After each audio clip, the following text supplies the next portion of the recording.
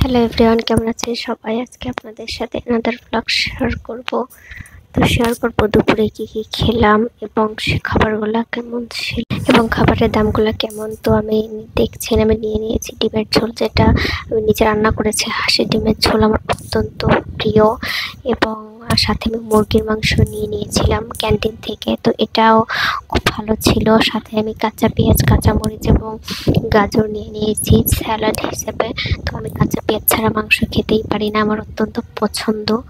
আর তখন গাজরের সিজন ছিল, তো আমি একটু ডিম এবং মুরগির মাংস মিক্স করে খাচ্ছি। এটা আমার খুবই পছন্দ, বা খাবারের স্টাইল বলতে পারেন, যে এক একটা জিনিস মানে এক এক রকম খাওয়া আর কি। তো মাংসটা অনেক ভালো ছিল, খেতে পাতলা ঝোল ছিল। আমাদের বাড়ির মতো ক্যান্টিনের খাবারগুলা এত গাঢ় ঝোলের হয় না, বা এত মশলাযুক্ত হয় না, পাতলাই হয়, সাদা সাদা। এই জন্য তো সাথে ডিম ছিল, অনেক ভালো লাগছে। ধন্যবাদ, সাবস্ক্রাইব করবেন।